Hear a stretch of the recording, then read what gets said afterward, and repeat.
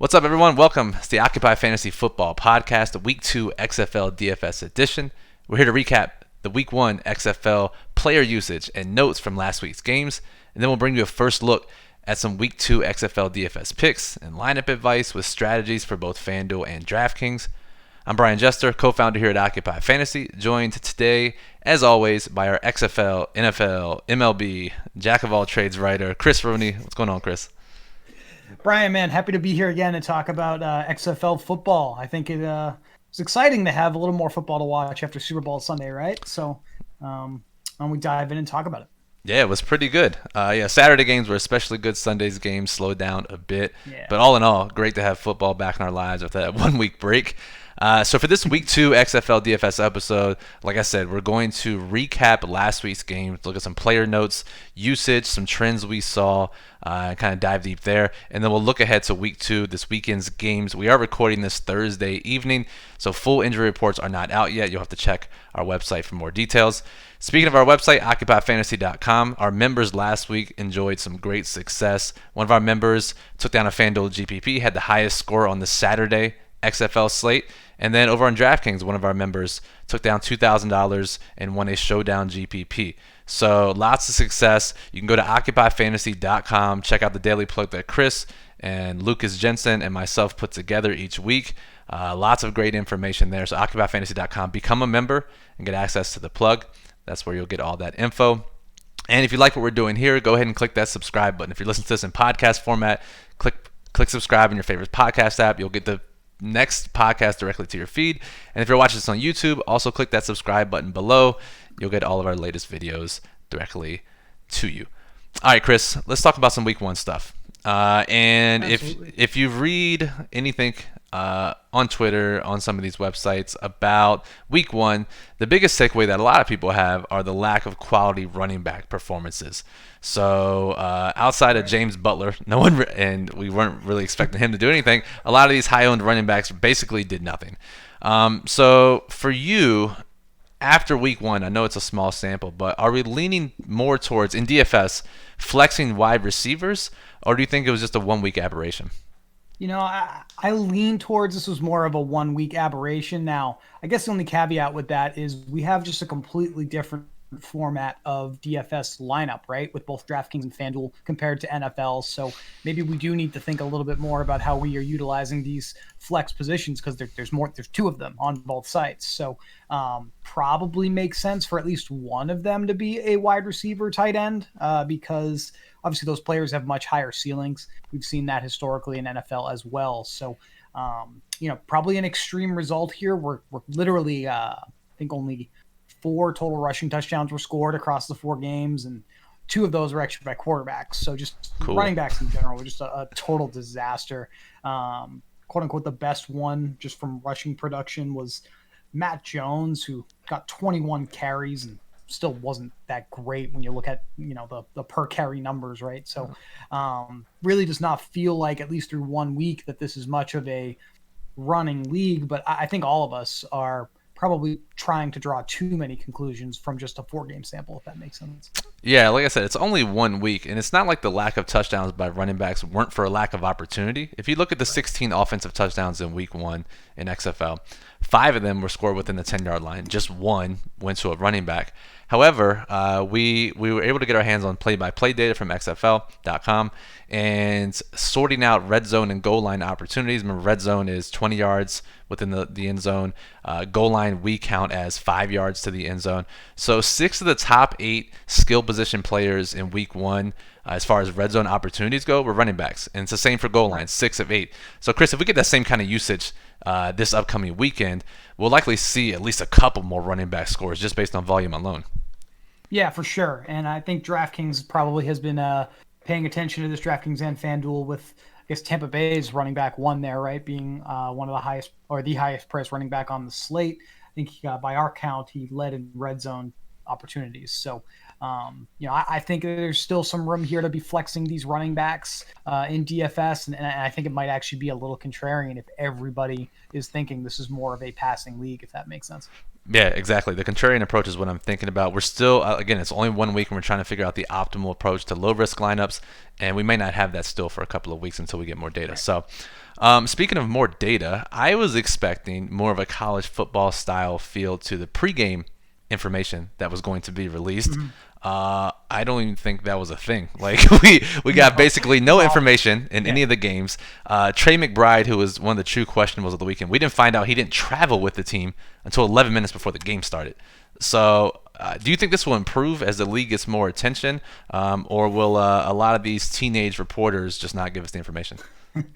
I think if the league wants to be serious about their partnerships with these big companies like DraftKings and FanDuel that have large betting operations, daily fantasy sports operations, they're going to have to get better at this because, players need that information. I mean, some of the official depth charts obviously just had some clear, I don't want to say, I guess I do want to say errors, but just information that was just completely misleading. We'll talk about that in a second here. So, they got to really tighten that down and fix that. That is one thing that the NFL has kind of gotten right in recent years with their reporting standards and giving us inactives, an hour and a half before every game. So, hopefully we'll get there with XFL, but I guess in some respects, if we don't, we might be able to grind out an edge by being a little more diligent than others at finding that stuff out on our own.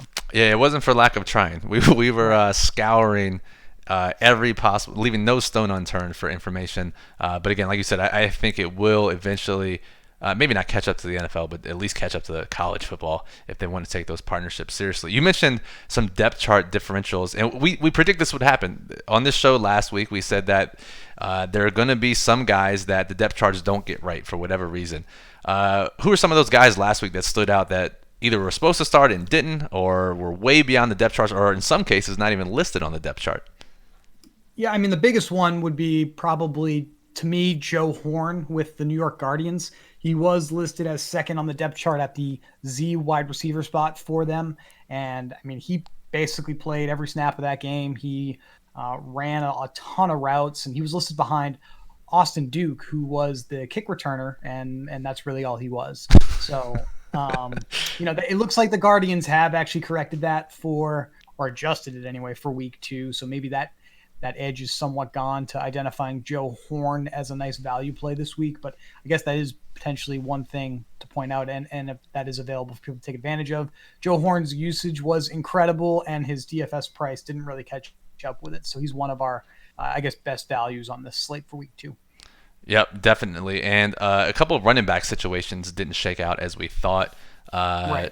Christian Michael was one, and Matt Jones not only played more, but got the start over Christian Michael. And that may have been surprising to most people. It was surprising to us. I mean, Christian Michael was one of the highest owned running backs of both the 4-game and the 2-game slate. But Matt Jones, starting running back, got 2-3 times more opportunity than Christian Michael. Even Keith Ford ran for a touchdown and got red zone ops over Christian Michael. So thoughts there? Well, the thing that's interesting about this is also some of the early injury reporting we've seen from the XFL for this upcoming slate of games. Matt Jones, I think, limited in practice in the early week practices. So, if he actually is the starter now, and based off of the usage, I mean, he was the starter for the St. Louis Battlehawks. That really does open up an opportunity for us to go back to the well with Christian Michael and put ourselves through that torture chamber again here. So, this is actually a team that ran the football a ton in neutral situations or just in general throughout the game. So I know you looked at that a little bit. Maybe you can talk about that. But if St. Louis is going to be the run heaviest team in the XFL, we're probably going to be considering these running backs a lot. Yeah, good point there. And we can talk about that play calling ratios here in a second. But one final guy that I want to talk about is James Butler. And if you read any recaps, a lot of it was James Butler was the number 1 running back go-to guy for Houston, and I'm not entirely sure it played out that way. Now, he may still be the de facto running back 1 for Houston in week 2, but if we look at what happened, he wasn't listed on the depth chart. They only listed 2 running backs. He was listed as a starting kick returner.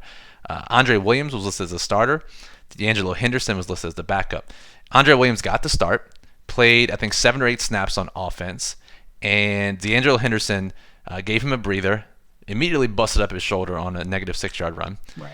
After that, it was James Butler the entire time. And Andre Williams was listed with I think a wrist injury in practice this week, limited.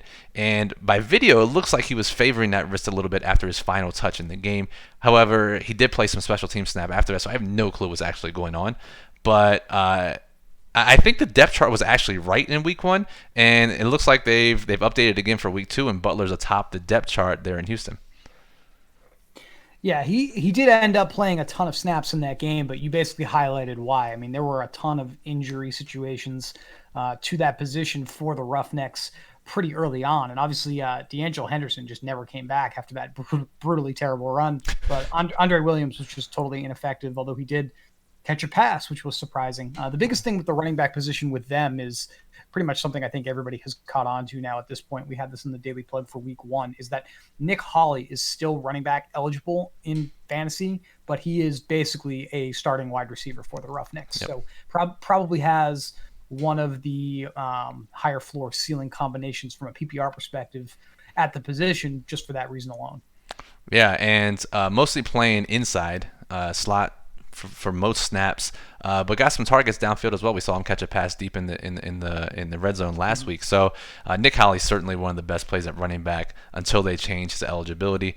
I thought they would change it this week. We saw Quentin Flowers, the quarterback for Tampa Bay, get his eligibility changed, but we still have one more week of Nick Hawley. So.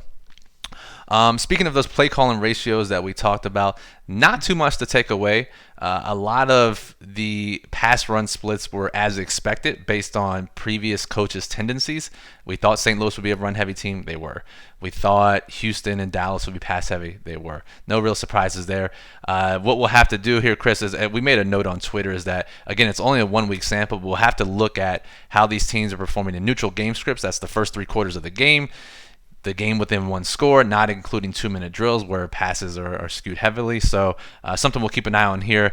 But again, it doesn't like too many major surprises from those splits in week 1. No, I mean, we expected both Houston and Dallas to be very, very pass heavy based off of their air raid family type offenses. And wait, time out. Did you get your air raid certification yet? Not yet. I'm going to have to potentially reach out to Hal Mum on Twitter and figure that out. But man, what a world we live in, huh? Maybe we can get a shout out to Occupy Fantasy once I do that.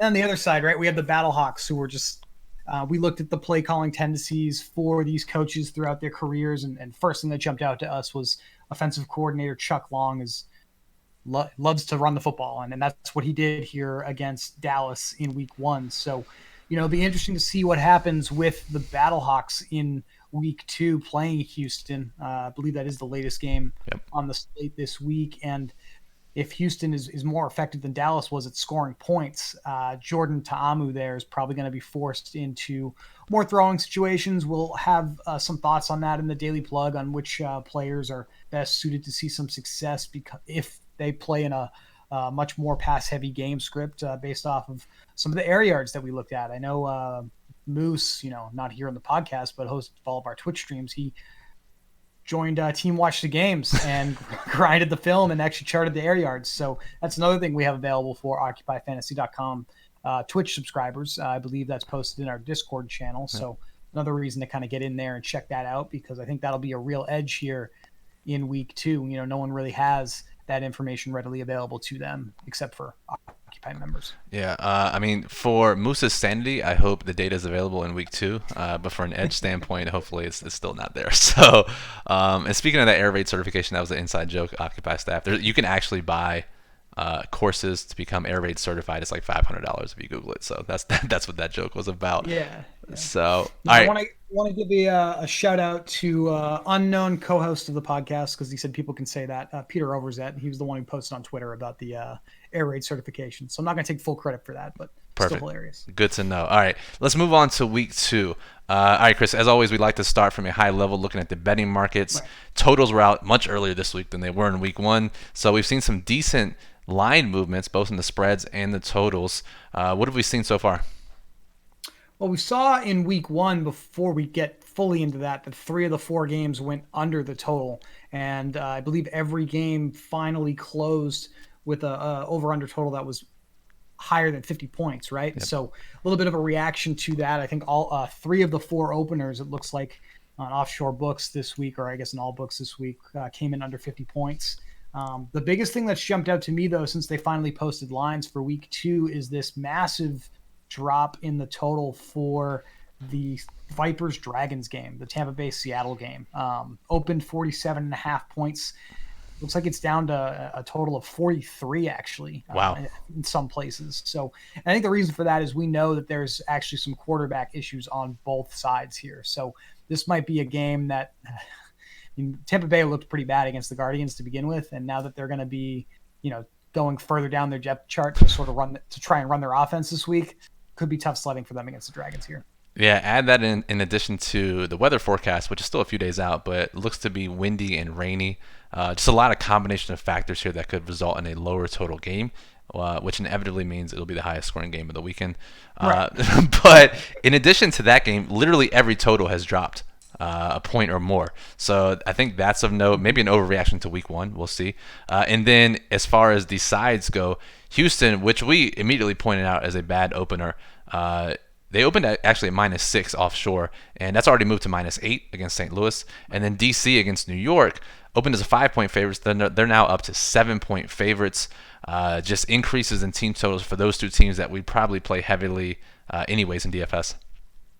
Yeah, and we should emphasize, these lines in XFL, they do appear to be pretty soft in general. There's still not a lot of information about how this league is going to function. I mean, we just saw last week 10-point favorite with their secondary quarterback get completely dominated by the Battlehawks. So I mean, there's going to be opportunities like that, I think, throughout the early weeks here, especially. So maybe this Tampa Bay Vipers Dragons game will be a good opportunity here for that. So we'll see what happens with that.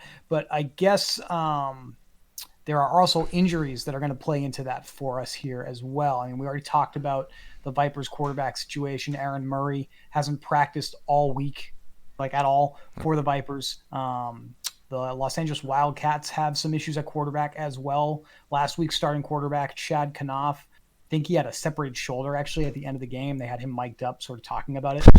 So that seems like a problem. So he's probably going to be unavailable. We're going to have veteran quarterback Josh Johnson, who is a University of San Diego legend, I guess, might be suiting up for the first time in the XFL. So, I think getting Johnson under center would be much more beneficial for Wildcats players and on offense than relying on Jalen McClendon, who didn't exactly give us a lot of favorable things that we've seen in the past in his career, right? So We're kind of looking forward to that. And then I already mentioned the Battlehawks running back situation a little bit. So lots of things to take away here. And all right, you mentioned Aaron Murray likely not going to play. Taylor Cornelius is expected to get the start. Unfortunately, it's not going to be the whole Quentin Flowers show, who we saw at the end of that game against New York, but he will be mixed in, according to reports. More of a showdown play, both of those guys. Not really sure if they're splitting time. You can play them on the full slate. Brandon Silvers from that Seattle game also hasn't practiced. I do think he returned today on Thursday. We'll get the official injury report after this podcast is recorded, but I think he'll be okay for Saturday's matchup. Josh Johnson, I think, will be officially questionable. We don't know. And then Landry Jones, who we haven't mentioned yet, is going to return for Dallas, and he's fully healthy. He was cleared medically last week, but it was a case of not getting enough practice reps. He's got them. He's going to start. Should boost that entire Dallas offense. Right. All right, let's talk about some running backs here. You mentioned Matt Jones earlier. He was actually out of practice on Wednesday. Keith Ford, the third-string running back who did score a touchdown in week 1, also out of practice. We'll have to monitor that. D'Angelo Henderson is out. I think he'll be out for the game, too. Andre Williams, we talked about being questionable as well. Houston did add a running back to the roster, and I think that's more about D'Angelo's availability than anything else. Right, and so he's Marquez Williams, Atlantic City Blackjacks legend, whatever league that is. No, I think James Butler's probably the safest play there from an actual traditional running back perspective. Nick Hawley, though, much cheaper value in DFS. I'm kind of interested in a pair of 4K range running backs on DraftKings, and that would be Darius Victor with the New York Guardians. I know he'll be an underdog this week, but He dominated the opportunity for them in week one and looked pretty good doing so. And then we also have Jaquan Gardner with the Seattle Dragons, who is in a bit of a timeshare, if you will, with Kenneth Farrow. I mean, they both played pretty evenly, but Gardner comes at a much lower cost, at least on DraftKings. So those are kind of the spots I'm looking at running back this week. Yeah, and I think we saw it in week one, and while it may not be the same case in week two, but the super cheap backup running backs, I mean, there's enough. And I'm kind of, here's my theory, Chris. I think that, I don't know if it'll blast this way all season, but maybe earlier in the season, they're trying to, not everyone's fully in shape, and they're splitting running back reps pretty evenly. So maybe that's the case. Maybe that's what's up with some of these guys, and we get some of these cheaper backup running backs with similar opportunity to the starters, especially on the 2-game slates is where you can gain an edge. All right, before we move on, three receivers to take a look at from an injury standpoint. Casey Williams for Seattle, he is still out. They actually signed a CFL player, put up huge numbers there. We'll see what his role will be on Saturday. Saeed Blacknall, who we had penciled early in the week as a potential value play based on his usage. Right. He hasn't practiced as of Wednesday. Trey McBride is off the injury report. He should be good to go for LA. And DeAndre Tompkins for DC puts a damper on playing time for either Malachi Dupre or potentially even Rashad Ross, as Tompkins is practicing full and should play on Saturday for the first time. Yeah, so obviously a few moving parts there for us to be aware of, and will kind of shape the slate a little bit. There are still a lot of opportunities on this slate, though, to be different. And I think when we were looking at this early, when salaries first posted on Monday, there were still a few wide receivers in particular that jumped out to us as just way, way, way underpriced. I think we've already talked about Joe Horn a little bit from the Guardians because he led them in targets, and he's still just 3,400 on DraftKings. Make sure I get his FanDuel price for the people. Just $14 on FanDuel. Yeah. So really there in kind of the value range. I did post a blog on my personal blog about this just because I was getting fed up reading the articles from people just giving bad advice. So 3 other options, and a lot of these, 3 of these 4 guys have actually been pretty highly covered in a lot of the content that we've seen come up in the industry. So I guess credit to a lot of the writers out there that are covering this league. They're doing a pretty good job at seeing this stuff as well. I already talked about Nick Hawley a little bit, the running back who's actually a wide receiver. He's another value. My favorite value early in the week was Jalen Tolliver with the Vipers. Saw pretty much the exact same type of workload as Dan Williams. It's just Williams had the big game and Tolliver didn't. The problem with this, I think, as we're getting closer to the slate, is this quarterback situation. Yep.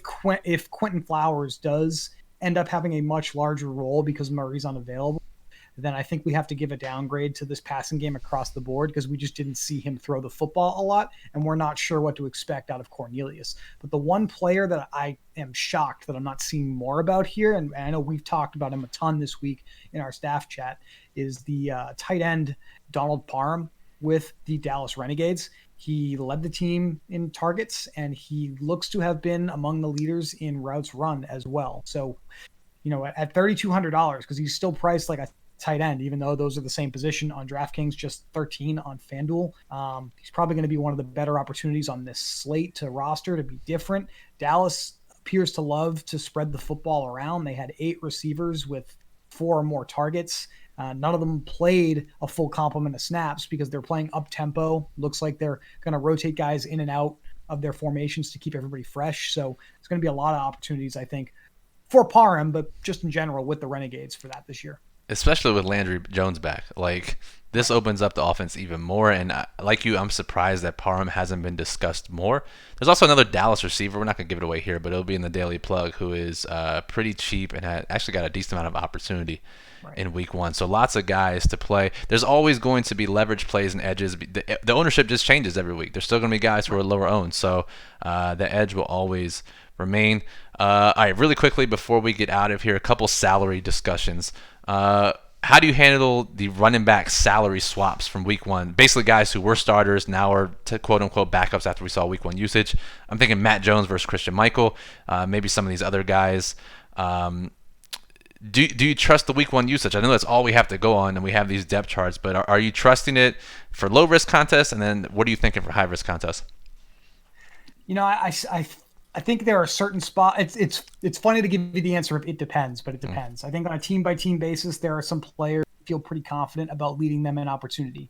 Um, Jarrell Presley with DC didn't necessarily jump out of the stat sheet, but I think he's pretty safely the best running back on that roster. It's New York. I don't think we really have a true bell cow. We think it's going to be the Darius Victor right now based off of usage, but it could very easily still be Tim Cook. Seattle, obviously, I already talked about that a little bit with Gardner and Farrow. The biggest thing, right? You've already hit on this. It is that Matt Jones and Christine Michael salary swap, and I think based off of what we saw, it was a huge volume of carries for the Battlehawks there. Jones is their starter, but if he's not healthy and he's not ready to go, Michael's going to get the work. And so that is the opportunity I think we have to take advantage of here, with Michael being just $5,300 on DraftKings, $13 on FanDuel versus Jones $7,500, $18 on FanDuel. I mean, it's a very, very easy pivot regardless of what happens, because even if Jones wasn't healthy, or was healthy, I should say, that would still be in play because both are getting a decent amount of opportunity to touch the football. Yeah, exactly. Like Jones, because he missed practice, if he's limited in any way on game day, Michael should see the benefits from that and still make him a good contrarian leverage play, especially on the 2-game slates, but also on the 4-game slates as well. You mentioned how a lot of guys are still underpriced in week 2, and there's still some super cheap values. I still think we can leave a lot left over, maybe not as much as week 1, but I was playing around with it today, and just looking at it from what's the most amount we could leave over with a reasonable lineup, you can still get to like 10K on DraftKings left over. Not that that's a great lineup, but it's certainly within the range of stacking and playing starters. And on FanDuel, it's certainly a little less. I think it's 10% or 15% at most. I think $85, which was the most reasonable lineup I came with on FanDuel. So I think the strategy here is not leave as much over as week 1, but in high risk contests especially, leaving salary over is going to be another great move here again. Yeah, I mean, I think the best thing to do, I agree with you, is leave a ton of salary over in high risk for sure. Even in low risk, I think leaving a few thousand, said, upwards of even 10% of your budget on FanDuel makes a ton of sense. Just by rostering one or even or two of these value pass catchers, I guess that's what we have to call them because it's wide receiver, tight end combined. That'll allow you to pay up in other spots for the guys like Cardell Jones, or some of the stacks with DC, Cardell Jones and Ross, or Philip Walker and Sammy Coates. You're going to be able to do this very easily this week. Maybe this is going to be the trend all season with XFL. We don't know, but at least in week 2, it's still very viable to leave a ton of money over. Yeah, and maybe not a ton of money, but we do the same thing in NFL playoffs, right? We have these 4-game slates where it's advisable to leave at least a little bit left over to differentiate yourself. We've seen that with previous winners and top 0.1% finishers and GPPs leaving salary over. So the same concept's going to apply, and especially applies when the pricing is bad. So, all right, I think that'll do it for this episode. If you want more in-depth discussions, couple things. You can go to twitch.tv/Occupy Fantasy. We're live streaming 9 p.m. Friday evening. I know it's Valentine's Day, but if you're playing XFL DFS, I'm not very confident that you're going to be doing anything Friday night. So go check that out. When you want our full thoughts for this slate, it'll also be out Friday evening, but the daily plug, XFL DFS daily plug on OccupyFantasy.com is for members only. If you want to join our community of members, we had great success in week 1. Hop on board for week 2, OccupyFantasy.com. Become a member. Membership's as low as $6 a week. Not just XFL, you get access to all of our content. So great value there. And exciting announcement for week 2. We didn't have it for week 1. We were getting some bugs out of the system, but DFS Magic, the lineup builder we've partnered with, will be up and running. It's free for all OccupyFantasy.com members. We'll have some sort of projections loaded for you, whether it's actual projections or some values based on how we rank the players in the daily plug. You'll be able to build lineups up to 150 with DFS Magic as long as you have an Occupy Fantasy membership. So, Chris, good stuff coming for week 2. Yeah, no, I'm excited for this. Obviously getting DFS Magic ready to go for the members is a real big step forward, and so hopefully that allows us to get more of those stopwatch logos at the top of the leaderboards this week, right? So, hell yeah. Sounds good. All right, so that'll do it for Chris. I'm Brian. One more reminder, if you like what we do, whether it's in your favorite podcast app or it's here on YouTube, click that subscribe button. Give us a thumbs up if you're on YouTube. Comment below. Any engagement you have, let us know. But really, you want to subscribe. That way you get the latest episodes directly to your feed. For Chris, I'm Brian. We appreciate you listening. Good luck in week 2 XFL DFS.